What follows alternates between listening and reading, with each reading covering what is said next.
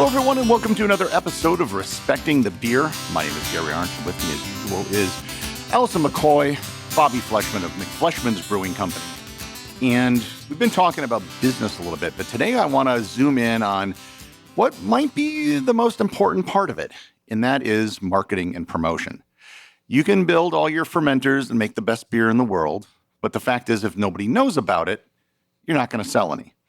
And in the movie Field of Dreams, there was always this thing like, if you build it, they will come, which doesn't work at all in business. So what was your guys' marketing journey? You put all this effort into your business plan. You open this place up.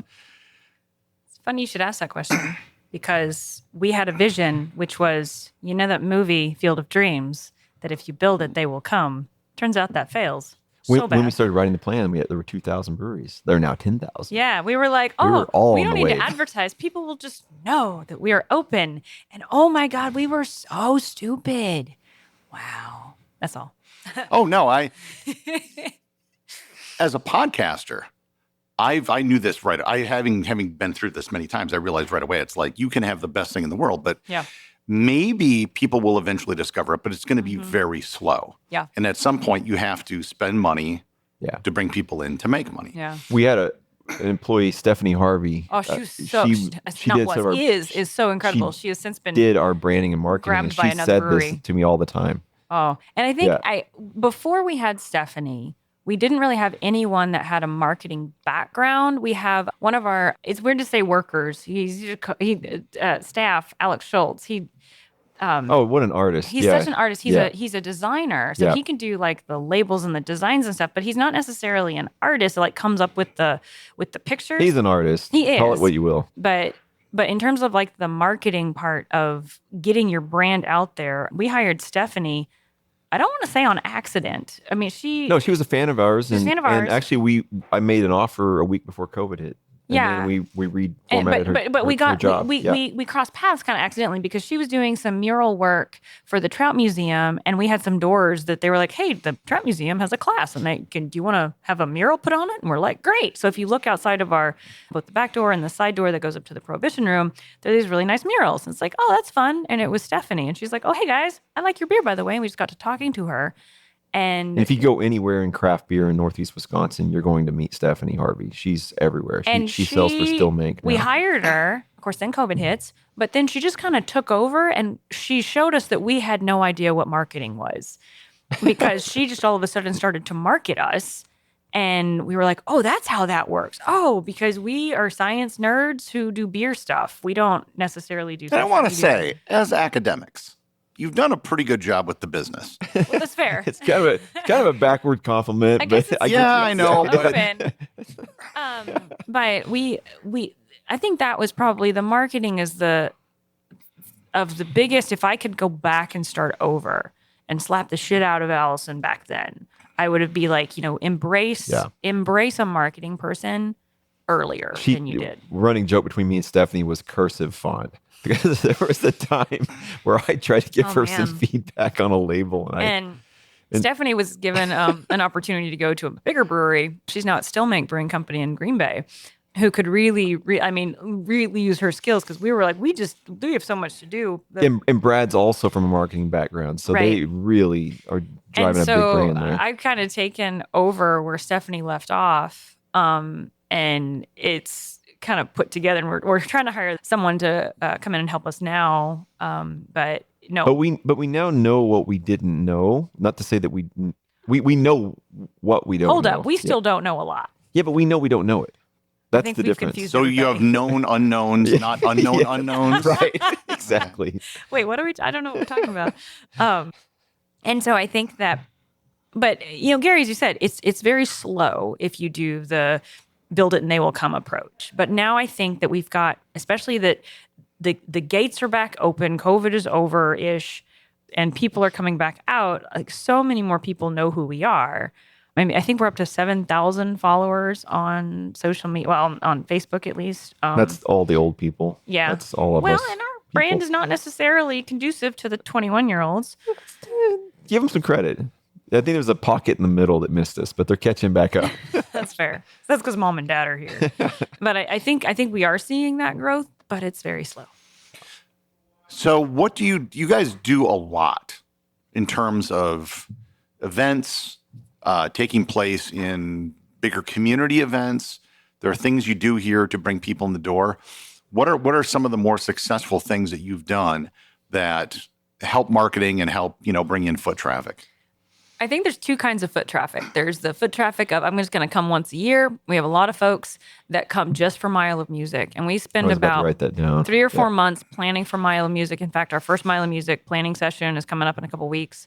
And that's a credit to Mile Music.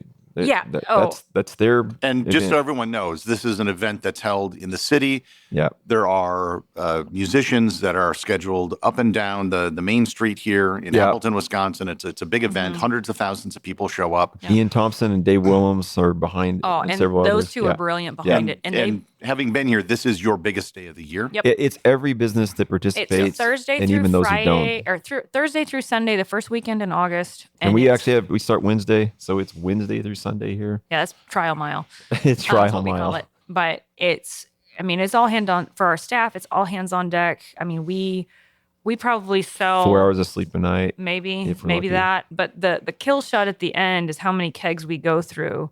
And we've gotten now to where we're not even as soon as one keg's empty, we just go back, fill it up from the front and we put it back out there. It's the same beer. We're refilling that keg. Just out constantly. of curiosity, let's call this 1 week of the year. Yeah. How much of your revenue compromises that 1 week? You Assuming mean that's 1 week of would the- be about Annual, it's probably 10% in that 1 week of our entire annual, if not more. I would say it's what we would normally make in a Maybe month it's 15%. in 4 days. Yeah, which works out pretty close. Yeah. And that's a month total, and including distribution. No, it's more and than everything. that. 2 months. Oh, it is 2 months. Yeah. Yeah. 2 In months one of weekend. revenue in 1 weekend. So anyway, And it's that much work. That's here. huge. There are Yeah. oh God, and there are folks that come they come to the tap room just for Mile of Music, and they never come any other time of year. But then there are those that we try and do events to okay, you're going to come once a week and just become our regular on that particular day. And I think of the knitting group. Yeah. We've collaborated with Casting On, it's the yarn store on the other side of the College Avenue.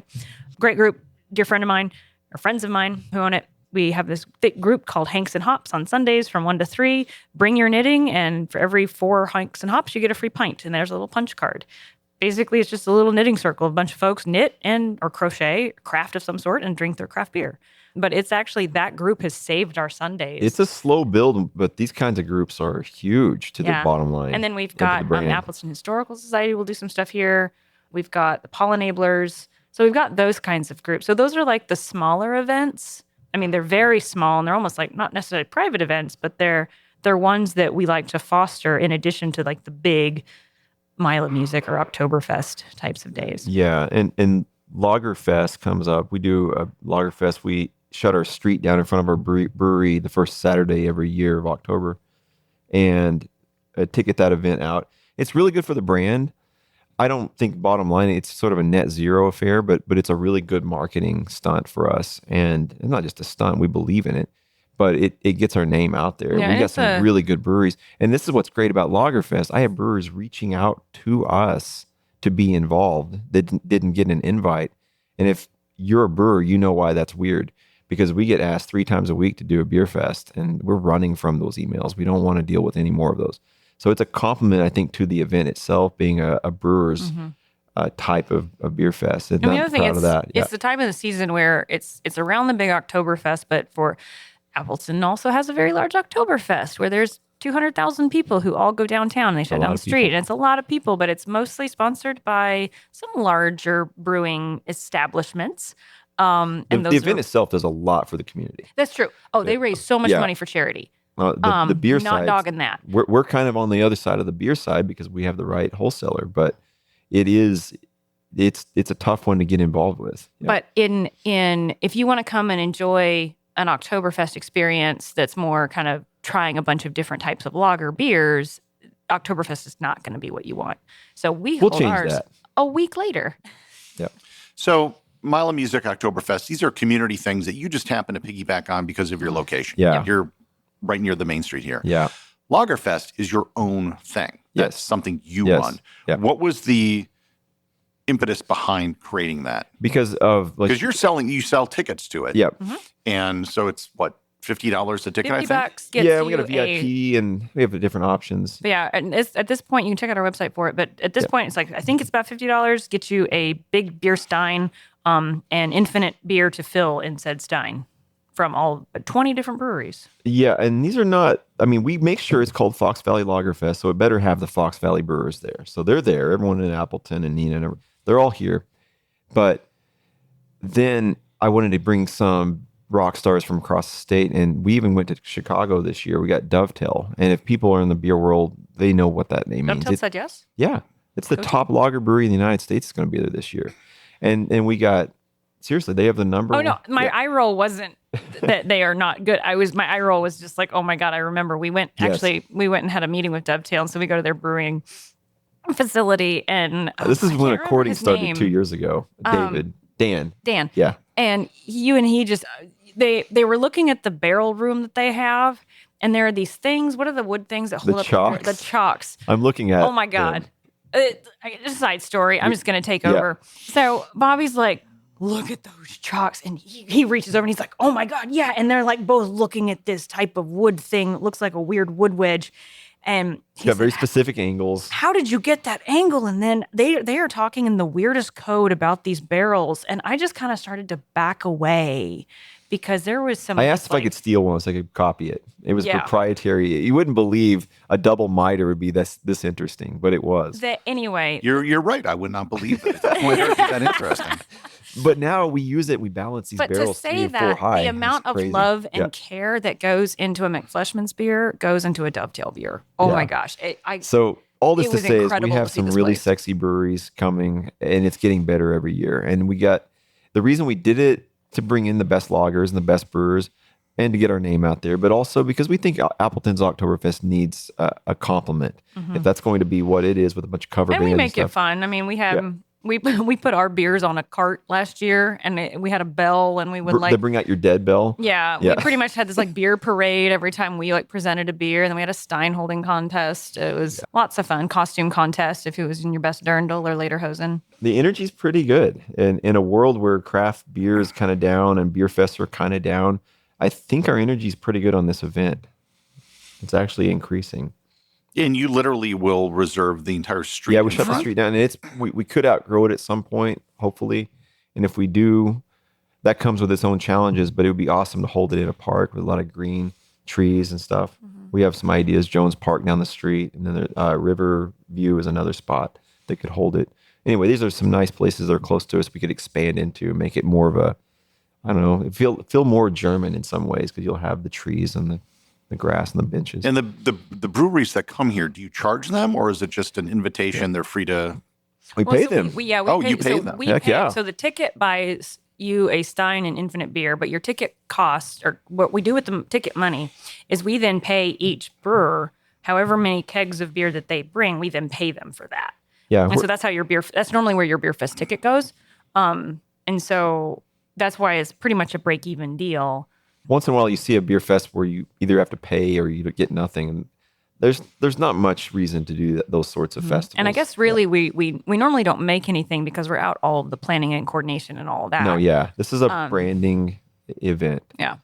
And I think eventually we will, and we're talking about collaborating with bigger sponsors so we get more exposure and money to Jack, and then ultimately that'll benefit charities. Yeah. Let's talk about another thing that you guys do that a lot of pubs do, live music. There are different ways, different approaches. Like your neighbor, like literally next door, it's called the Appleton Beer Factory. They're like a venue for live music. Yeah. Yeah. You guys are more, I would say they're more venue than beer, which is not to say that they're, it's That's not just meant to more- be a slam on their beer or anything, Yeah. but they're a larger facility. They can handle, bigger venues, bigger crowds, things like that. Also inside, so Right. they're not subject to Wisconsin weather. And Mark, who does their planning, he lives, eats, sleeps, breathes music. Oh, he's so yeah. connected. Mhm. So where does music fit in with what you guys are doing, and how do you plan that? Where do you find people? How does that? That has changed so many times So through many the years. We started with the idea that we would have music inside, and we did do that for a long time, and we still do on occasion.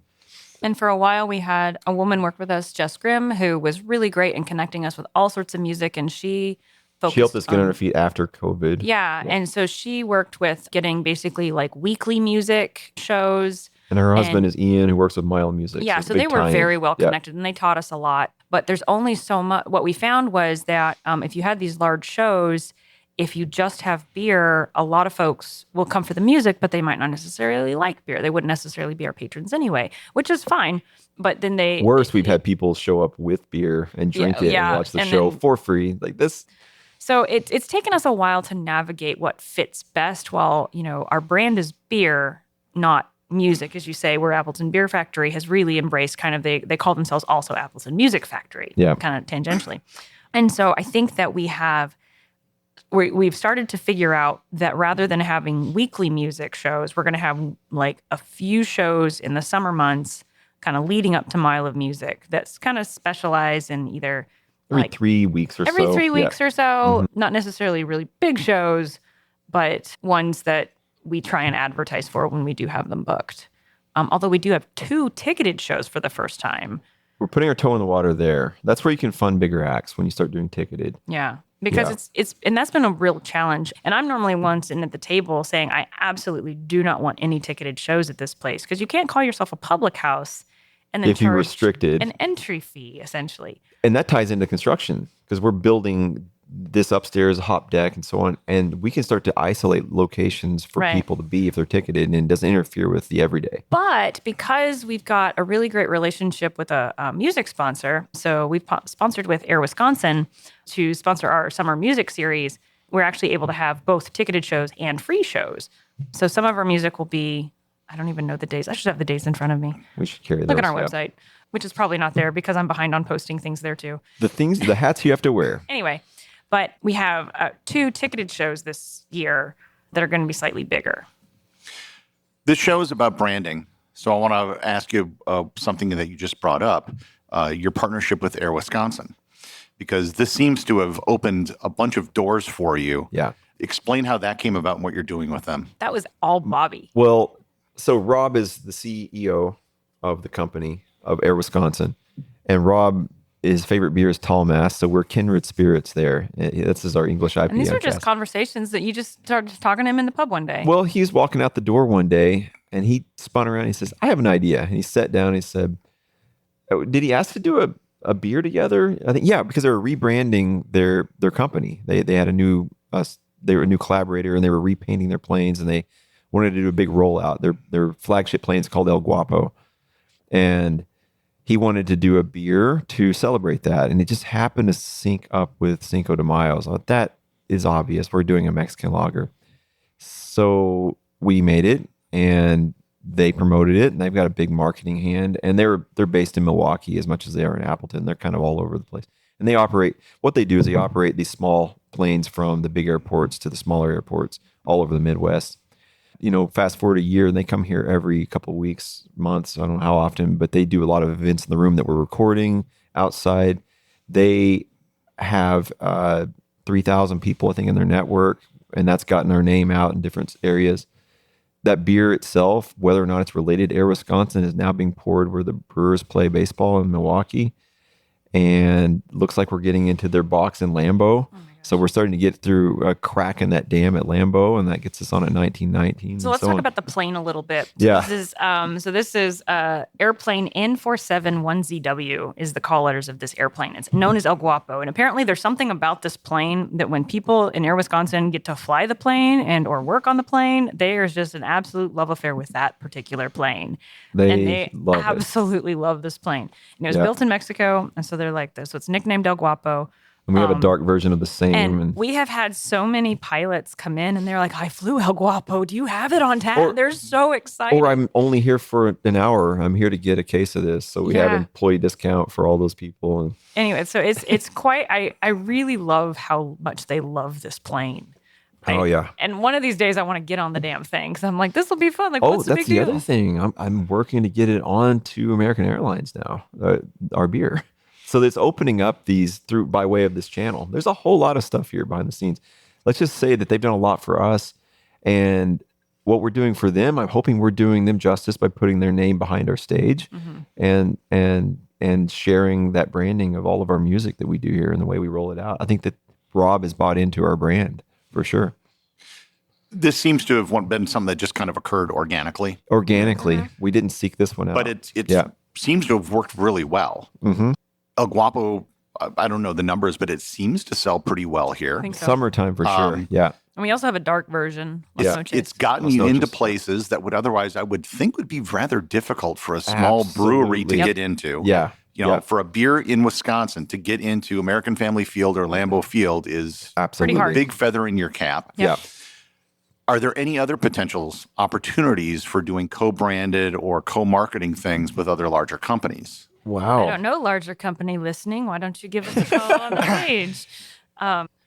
We could spitball a bunch of ideas, and we already have. And I think the funny thing is that if you think about the things that we would couple with, an airline and a yarn store are not necessarily those. That's key, I think. We need to get out of our box. Yeah. And that's key. Well, and not to mention the connection with Lawrence University. I mean, there's been a lot of kind of double dipping there too, which is really nice. We're doing a lot more these days with the city itself of Appleton, and they want to do... Oh, the Chamber of Commerce. Yeah, and the Chamber of Commerce. We just did their 150th anniversary. We repackaged our flagships, our Pirates Cove Light Lager, Hellas Lager, and then our Amber Lager. Those are now rebranded to include Chamber of Commerce. We also we've partnered with Cheese Fest. I was just going to ask you about that. We make the beer for that, Cheese Rock and Fest, Amber. which is in like a week or two. I feel like it's June 1st. Tomorrow. I don't know when it was. It's happening all the time. And then Paper Fest, we're now a sponsor of that out in Kaukauna. But yeah, I'm really excited about the Cheese Fest A little beer. shoot, yeah. It's got a fun logo on it this year. So you said if you could go back and slap Allison from several years Allison ago. Needs to get What a are lot the of marketing slaps. lessons that you've kind of learned going from basically something close to zero to where you are today? If you could go back, what would you, other than just, this is an important thing you can't ignore? That was such a great question. That's why I'm here. Yep. What would I have done differently? I think... Make no assumptions about what people know. Oh my God, make no assumptions.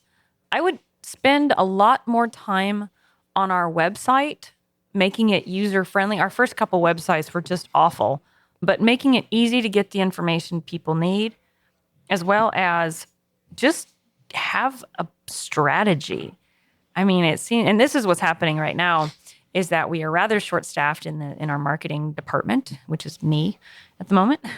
And I'll put Alex there. that's true. Yeah. And I think there's not really a strategy right now because we're still like just put something out, put some marketing out. I think that it actually does take care and time, the same amount of care and time it goes into, the miter angles on the blocks that hold up the barrels.